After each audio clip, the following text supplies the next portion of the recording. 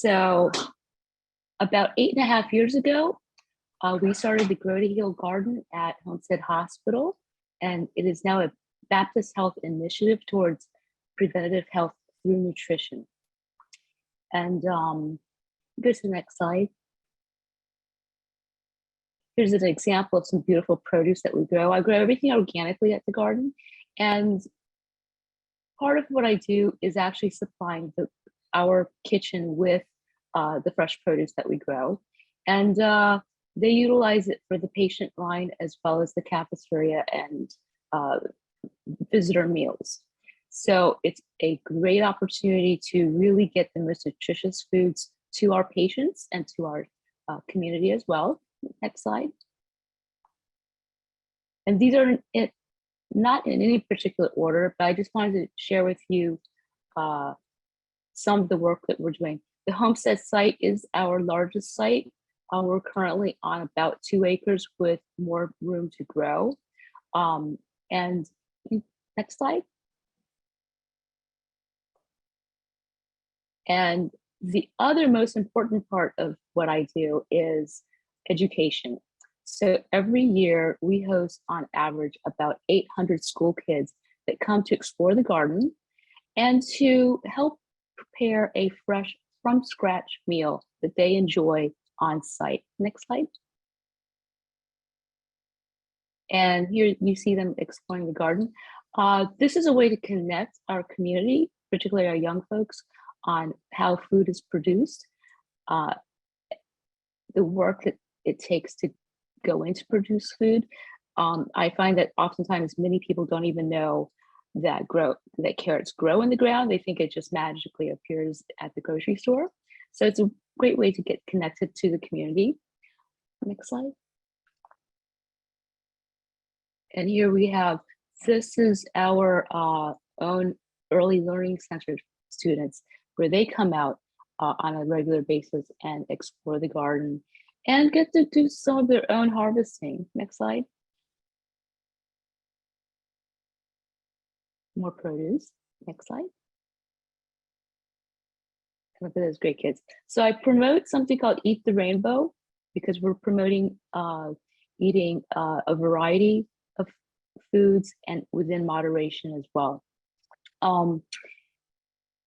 Is there another slide? I can't remember. Nope, that's it. That's awesome. So one of the things that I'd like to go over today is how we can really help manage and prevent any potential problems. One of the things I've noticed over the years is that we are inundated with processed foods, things that are heavily, where we have a lot of ingredients that are synthetic and artificial, which have zero nutrient content, and they don't have any nutrition, and they also cause inflammation. So all of these synthetic ingredients cause inflammation, and as we know, almost every disease that I'm aware of is attracted to inflammation. So what can we do to help reduce that inflammation? We can eat real foods. So I have all of these lovely herbs from the garden that we just harvested last night.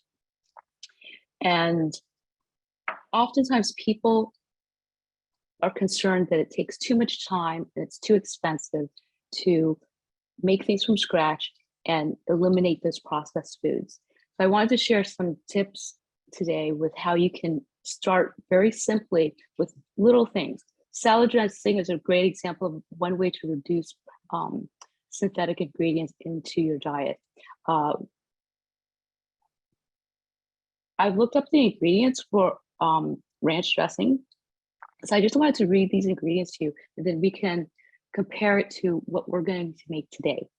So in ranch dressing, the ingredients are salt, onion, modified food starch, sugar, and notice sugar is in the top 4 ingredients. That means that there's quite a bit of sugar in it if it's actually in the top 4 or 5 ingredients.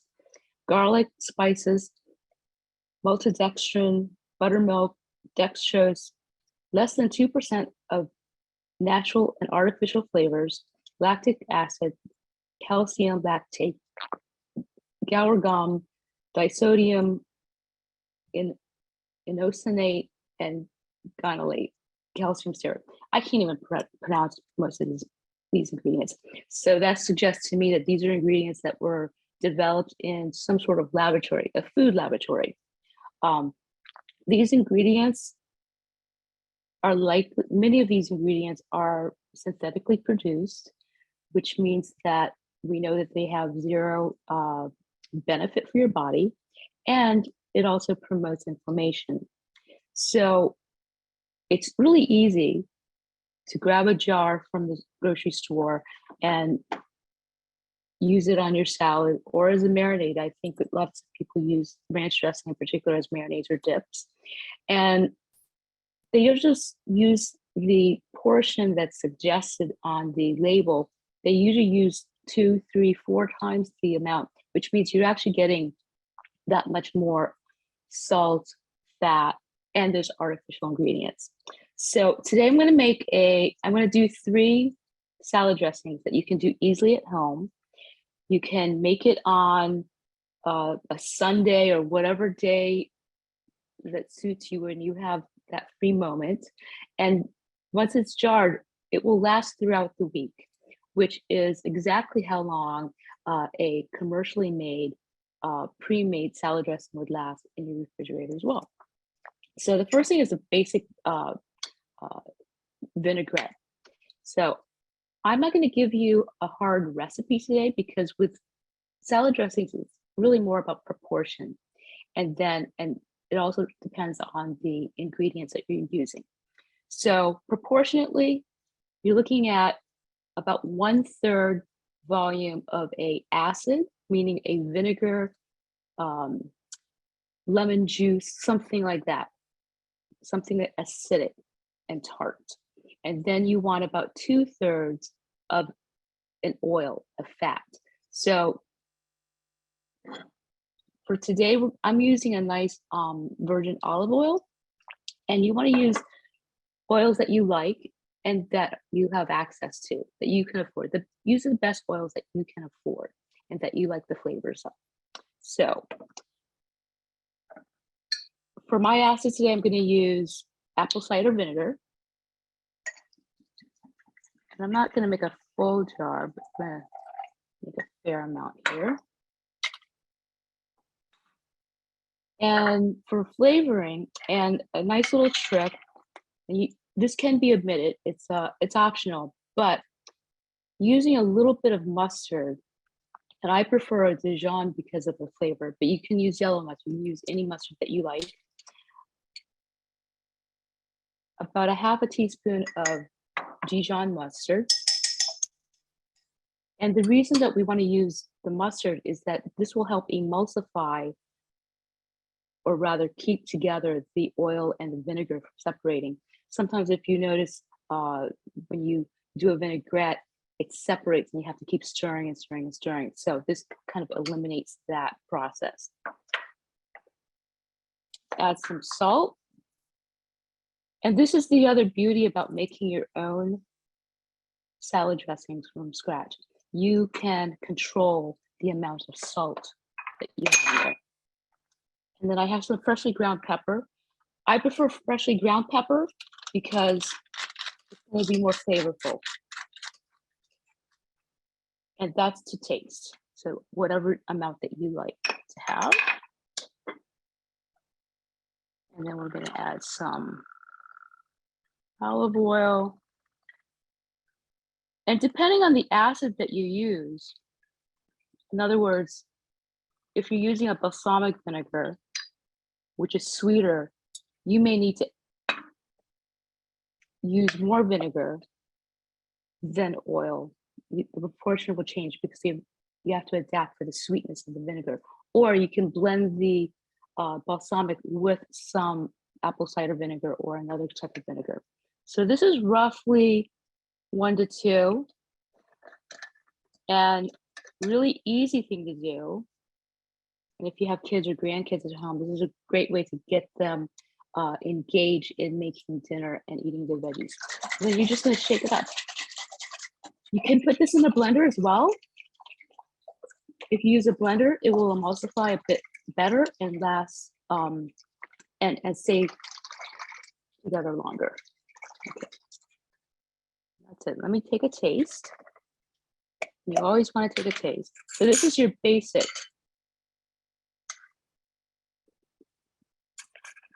I think that's just right with the acid and the oil together. It's not too tart and it's not too heavily oily. So that's perfect. So this is your base. This is what you start with. You start with a vinaigrette and then you can build from this. So the next thing we're going to build on from this is a creamier, perhaps ranch style, or what I like to call a green goddess dressing. So for this, to make it a little healthier, instead of using a mayonnaise base, I'm actually going to use a Greek yogurt. And with Greek yogurt, you're also going to get some beneficial enzymes and cultures, which will help your gut health. I'm going to put some yogurt in here, and it's quite thick, as you see. So what I'm going to do is use some of my vinaigrette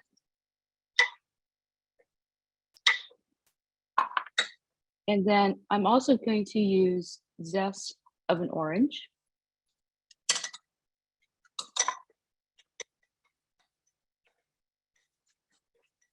You can also use some zest of a lemon as well. And the reason I like to use the zest is because it adds a lot more flavor. A lot more flavor. And it is also beneficial. There's lots of health benefits in the zest of citrus. So for the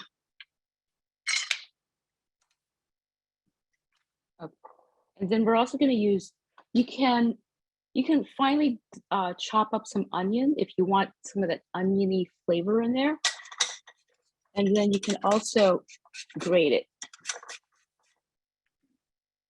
And when you grate it, you've got this little juice in here.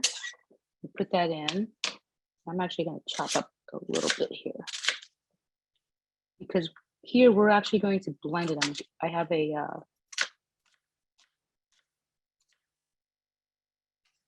little blender here. So that's going to go in. I'm also going to put a little bit of garlic in there. And this is all to taste. In other words, if you don't really like a lot of garlic or onion, you can put less or omit it altogether. So this is the fun part about when you're making it yourself. You have complete control. And the green part of the green goddess would be fresh herbs. So which fresh herbs, you wonder? Well, what do you have at hand and what do you like to taste? So I happen to have both cilantro and parsley, which I've kind of done a rough chop, even though I'm going to use my stick blender. This gives it a little bit of an advantage. Makes it a little easier to blend through. Put that in. Also, I have fresh mint. I love using fresh mint in marinades and salad dressings. I find it's very tasty. It adds a lot of brightness, a lot of flavor, and it's a little unexpected. We don't use mint in the US as much as we do in Asia as for a savory type of dish. I've also added some green onions. So I'm going to take a look at this. Let's see. I think I'm also going to add some orange juice because that will also loosen it up a little bit. And again, the orange juice is going to add some flavor. So freshly squeezed orange juice. And if you don't have fresh oranges, but you have orange juice, or maybe you have pineapple juice or anything like that, anything that you like the flavor of, that you'd like to try, give it a try. All right. So now we need a little bit of salt. We already have some salt in the original salad dressing, so you may not need to do too much. Okay. Oh, and yes, I have thyme and oregano as well. I just plucked the leaves off the stem, so we're going to add that right in. And now we're going to use the stick blender. I love this. To me, this is an essential kitchen tool. It's easy. It's an easy cleanup. I don't have to pull out my giant mixer or Cuisinart and have all the different parts to wash. At the end, all I have to do is wash the stick itself. So let's give this a whirl and see how this goes.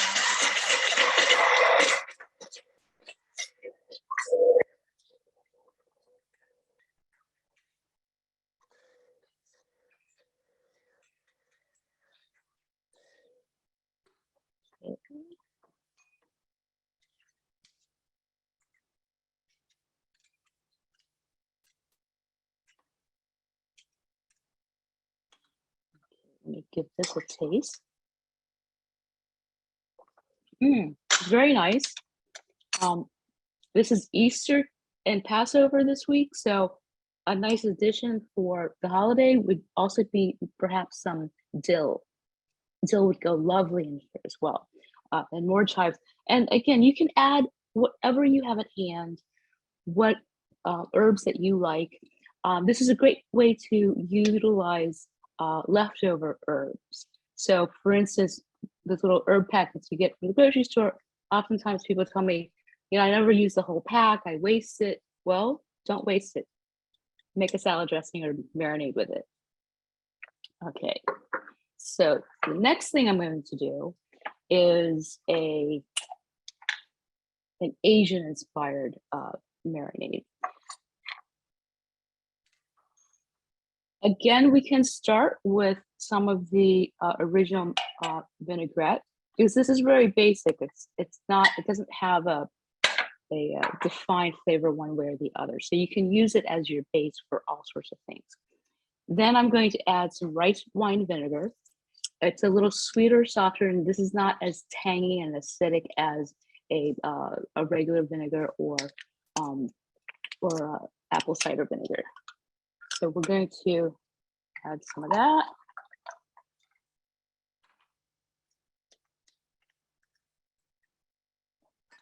And there are two things that really give it more of that Asian-ness, and that's going to be some garlic and ginger. So if you're doing this in a blender, you can just finely chop it, but I'm actually going to use my zester today because we're not going to use a blender for this. So a little bit of garlic in here, just put that in. And then take some fresh ginger. And you do want to use fresh ginger. You don't want to use a powdered ginger. You're not going to get the same flavor profile and really exciting flavor that you are looking for this dish. Okay, so we're just going to, and here you can control how much ginger you want. So if you don't like a lot of ginger, or you feel it's too spicy, don't put as much in. I'm a ginger lover, so I'm going to do a bit more. You can see on here what we have. I'm going to say we've got close to a teaspoon. Okay. Perfect. And now we're going to add some soy sauce. And this is essentially your salt. So I'm not going to add any salt to this because the soy sauce is plenty salty. Although I am using low sodium soy sauce, it's still quite a bit salty. So we're going to add that in.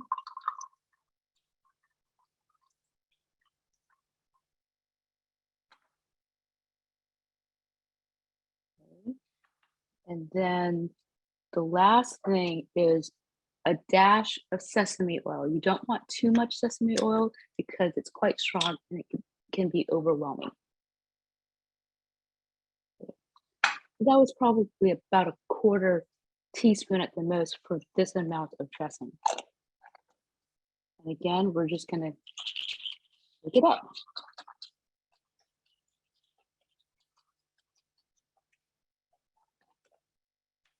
It smells delicious.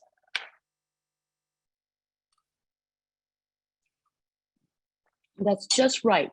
Now, if you're adventurous, or if you want to give it a little bit of a kick, you can always add some chili sauce or something spicy, some chili flakes, freshly cut chilies, jalapenos, and then I like to finish it off by adding some sliced up green onions.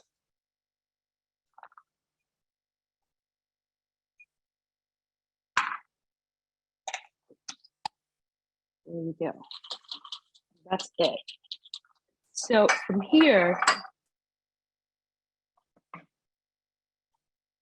these 3 salad dressings are very versatile. You can use this as a marinade as well for, say, a teriyaki type of chicken or something like that.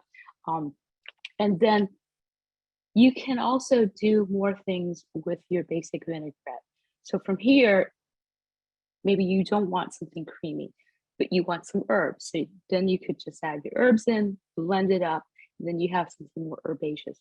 If you want to add turmeric is a great ingredient. It adds a lot of flavor and color, a lot of vibrancy to your salad dressing as well. So really easy. These will last in your refrigerator for at least a week. So make the amount that you think you would use in a week's time in one container, and you're ready to go. It's so easy, and you're going to eliminate a lot of processed ingredients, artificial ingredients that will cause inflammation. The ingredients that we're using here today, these for the most part are anti-inflammatory, except for maybe the soy sauce. But these are all very good whole ingredients. And when you add more things like the zest of lemons or the lemon juice, you're giving your body more benefits that way.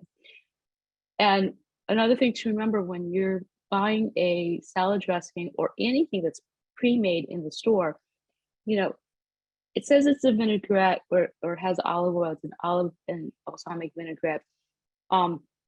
It's unlikely that they're using very good, high quality, extra virgin olive oil. If anything, they most likely are combining and blending olive oil with a lesser quality or less expensive oil. So you're not always getting what you think you're getting based on what the label is pitching you.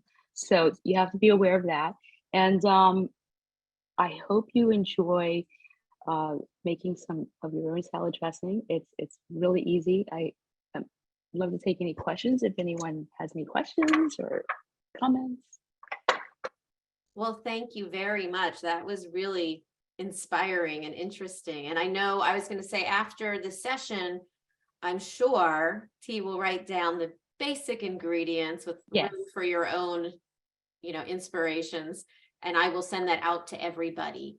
I have put the chat where you can ask a question directly to me, or you can raise your hand and I'll acknowledge you. So I have some questions too, but first let's go to Vivian, who wants to ask something. You're on mute, Vivian. Vivian, change to mute. You're on mute.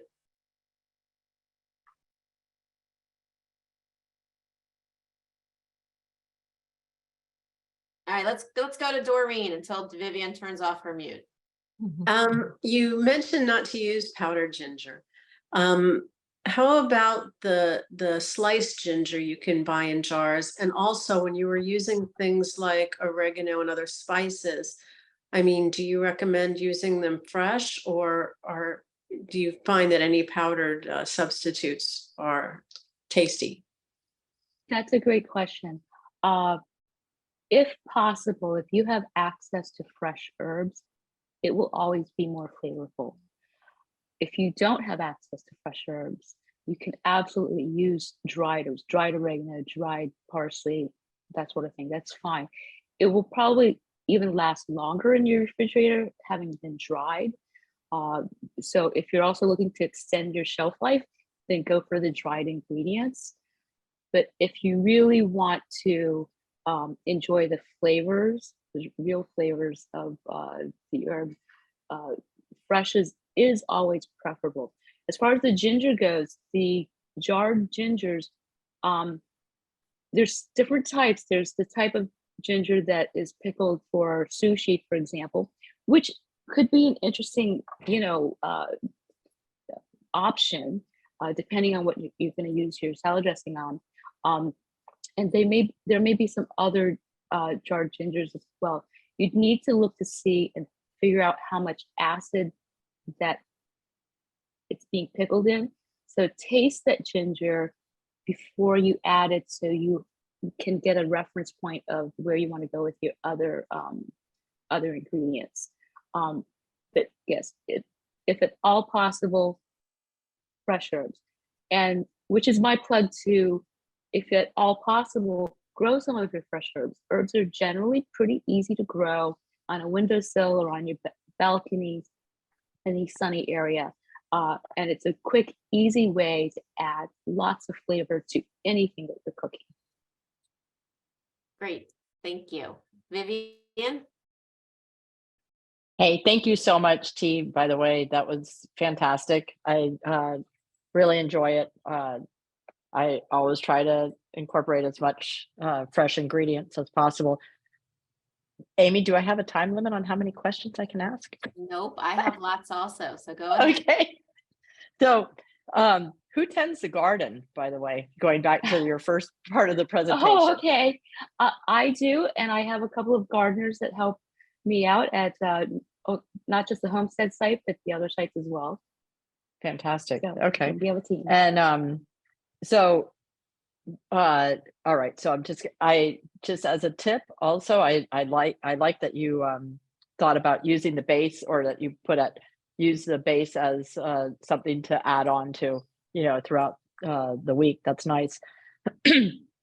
What I also do is, like, if my jar is running low, Mhm. I start adding the stuff in there, and then to clean out the jar, finish that up. That and my peanut butter jar.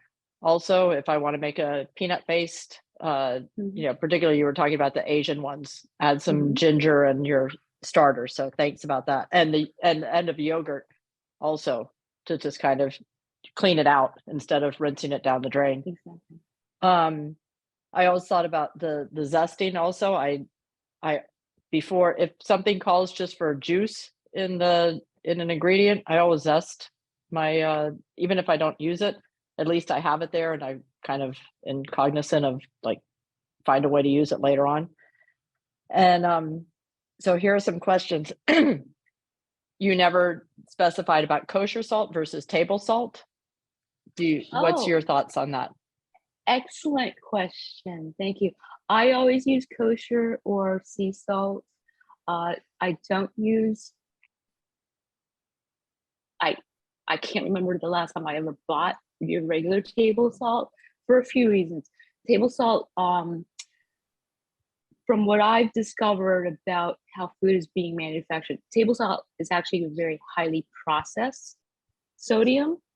So, and oftentimes it also contains, I believe it's iodine, which we don't need anymore. That was something that was added many, many years ago, hundreds of years ago, because people were lacking that, mostly sailors were lacking that mineral, when they're traveling. We don't have that problem anymore, so we don't need to have iodine in our salts.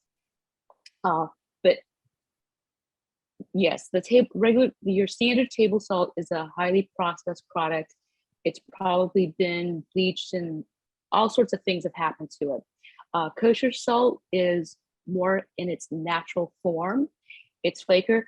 Also, the one thing about kosher salt or other sea salts is that because the flakes are bigger, per teaspoon, you have less sodium per teaspoon of kosher salt than you do of your regular table salt. So, and it's just a nice. I also don't have a salt shaker. I don't use salt shakers. I always have a container, Salt well, and it's and this allows me to tactily understand how much salt I'm using, because I can feel it. So I like that aspect of it, and then you can really see it. The grains are larger, so you can see it better. I find that with table salt, I see people doing this all the time, where they're just shaking, because I don't think they see how much salt is hitting their food. So if you see it, then you become a bit more aware, I think. Yeah, actually, yeah, I agree with what you're saying. I'm a big baker, and certain recipes call specifically for table salt, which I always wonder. I mean, if it doesn't, I grind the kosher salt down a little bit so it's more less strong in a baking dish. But Right. so my last question, I pickle red onions, and is it I tend to use the pickle or the juice that's left Mhm. over, the vinegar, in different recipes, for dressings. How long is that? Is there a shelf life? I mean, I pickle it and put it in the refrigerator. It's a quick pickle, but Shelf life is on that safe the to use? brine, On the or the brine, pickle? yes, The, on the brine. I'm gonna say it depends on how acidic your brine is. Okay, the less acidic it is, the lower it's sort of about how much organic matter is there. So your onion is your organic matter. So if you have a lot of onion, higher onion ratio to your vinegar ratio, then it's probably not going to last as long. You'd have to do some research for sure, but I'm going to say depending on what your mix is, you can safely keep it for a week to 2 weeks. Right. But that depends a bit on how vinegary your Right. product is. I mean, I haven't gotten how much sick salt on you- it, so it's like, I Yeah, mean, it's a quick pickle, but yeah, Yeah, it's just I mean, always it's a like, quick- I don't know if I shouldn't be doing that, but well, quick. I think there's some. I make quick pickles with, say, cucumbers, or more of a Korean style, and the quality of the pickle kind of peaks after a day, and then you start going downhill. And there's a point where it goes downhill where it's just not. You can tell the texture of the cucumber and the flavor, and then sometimes perhaps the Yeah. color of the liquid. So those are all telltale signs. So as things are going downhill, I would say if you're questioning it.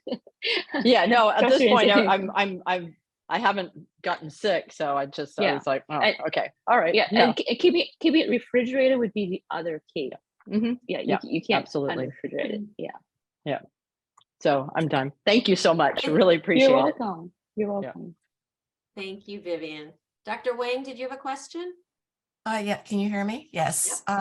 So I have an earth pot and have herbs, but sometimes the herbs are just overgrown, like the mint, basil. It's like they're too much of it. What do you do, or how do you store any excess? I mean, I would just give it away. If I have people that would come to the house, I would just cut it off and give it away.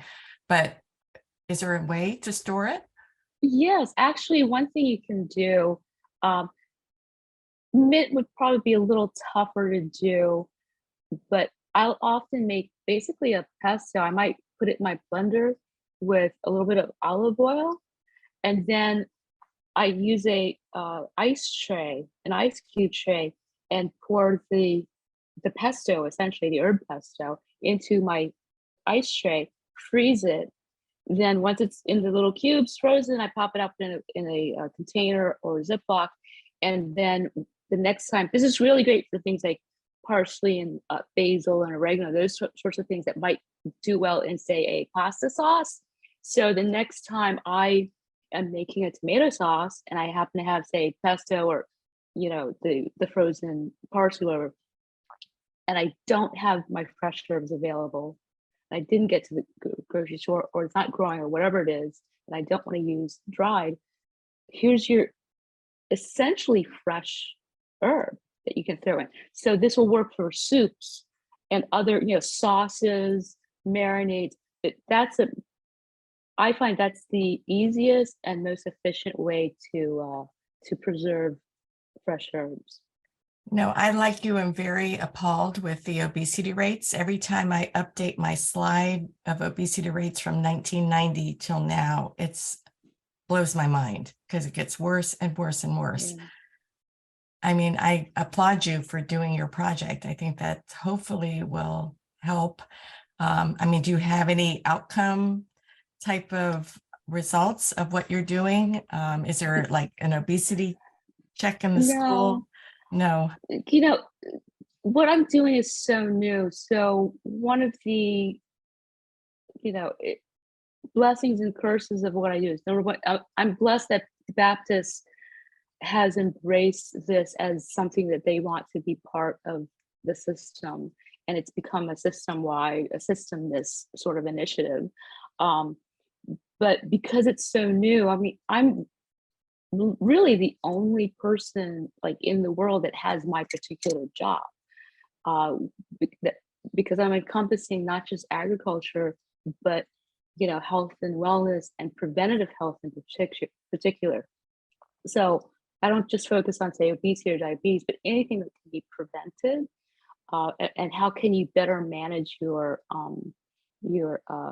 symptoms by making some different choices? You know, because this is such a new venture within healthcare, there's nothing to base it on. In the past couple of years, we're looking to see how we can partner with some other agencies. And I just had a meeting yesterday with the Knight Foundation. And, we're trying to explore ways that we can capture data. As you know, working with Baptist and MCI, that data capture with patients is can be a tricky endeavor. So we're trying to figure out how we can best capture the data and show that there's benefit.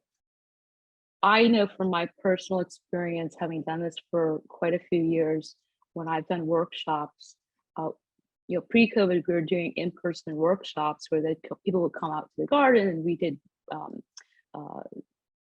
worked with diabetic support groups and such.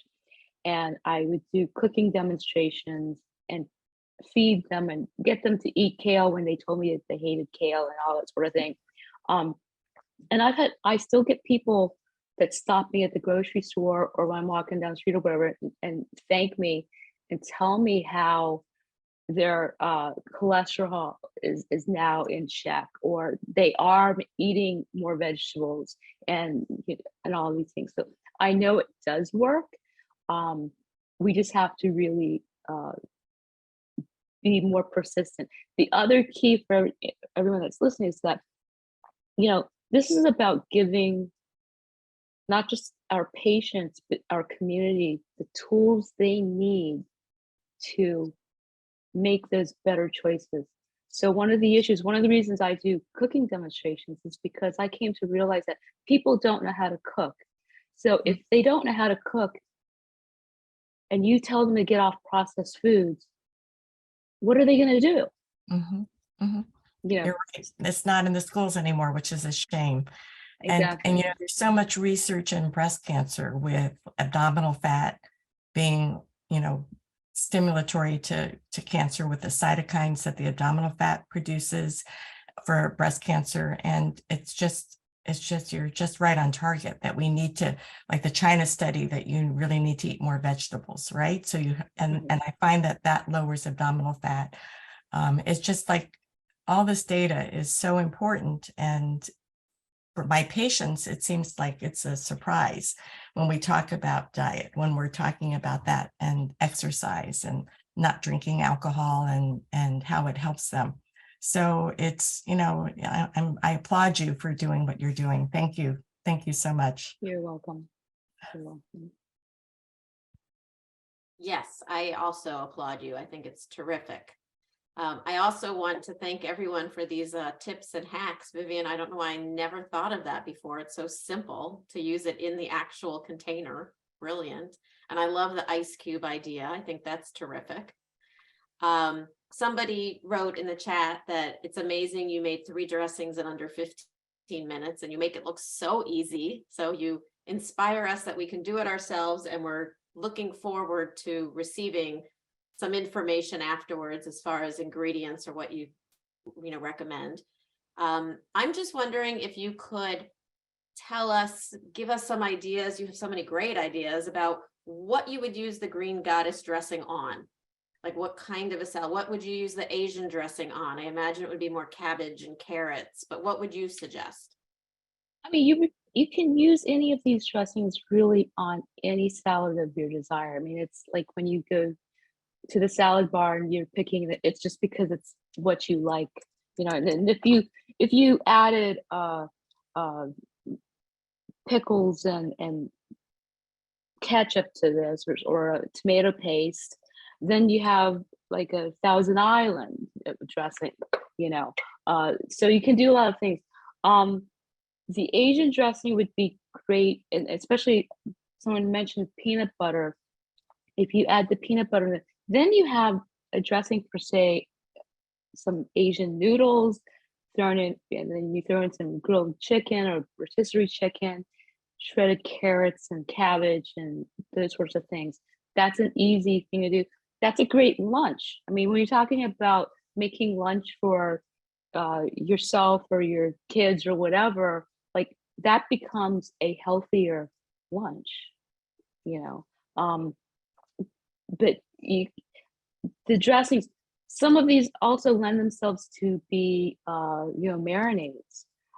And switching out mayonnaise for yogurt is a huge benefit in terms of the fat and all of that you're getting. And also the yogurt has beneficial enzymes and culture, so it's a total win-win.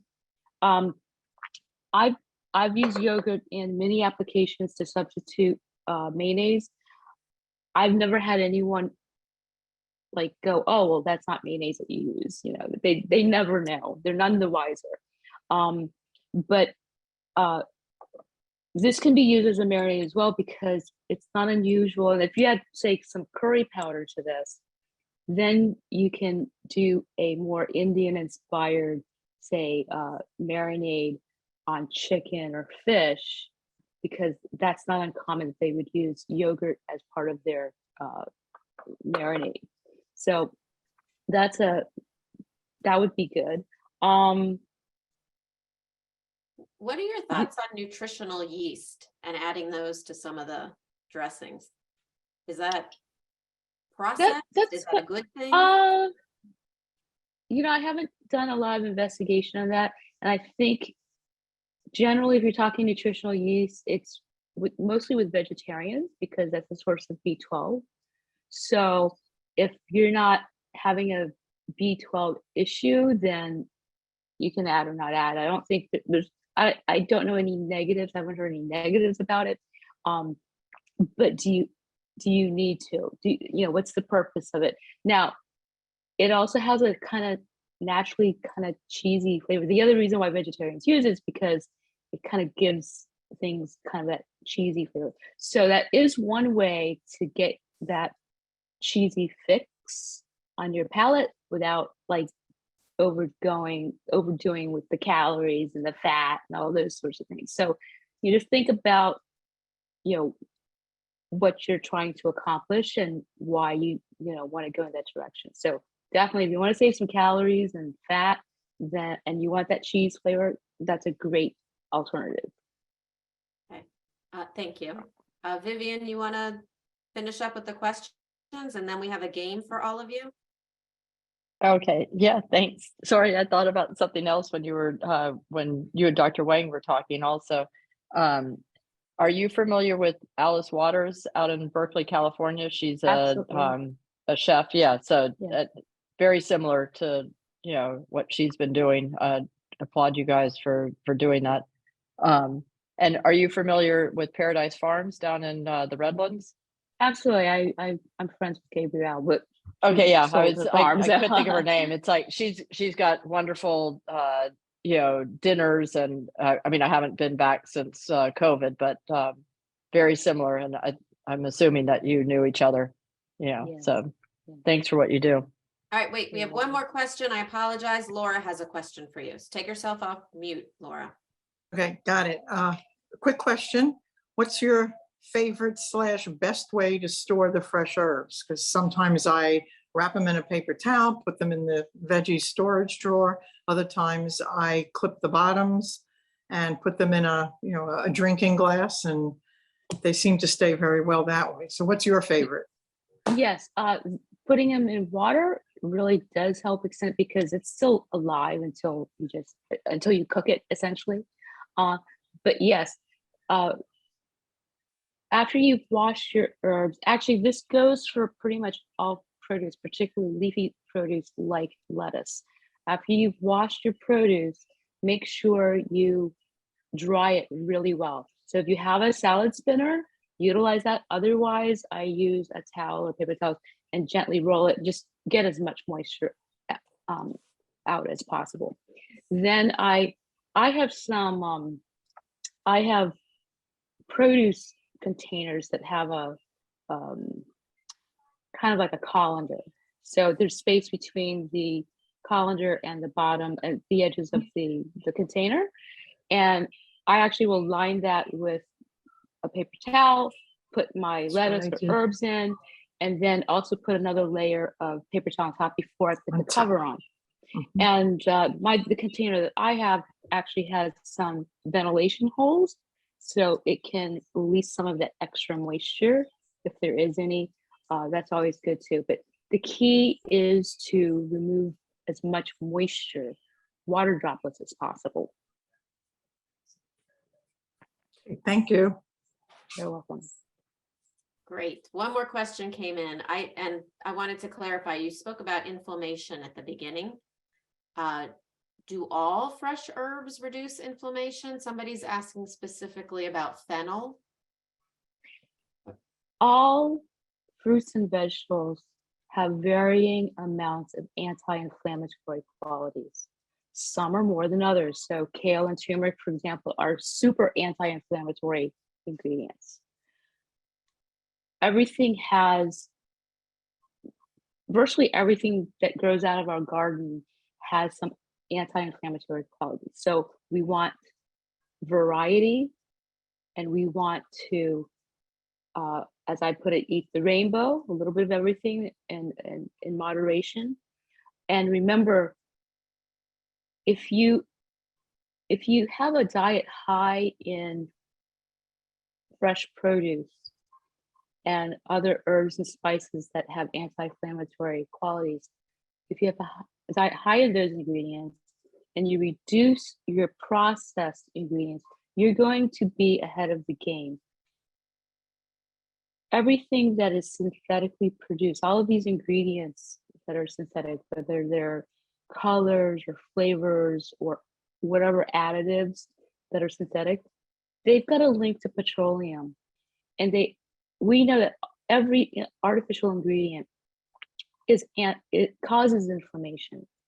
We know that. I mean, that there's data, there's research that shows that it all causes inflammation. So if you eat a diet that's high in processed foods, you're essentially inviting disease into your body.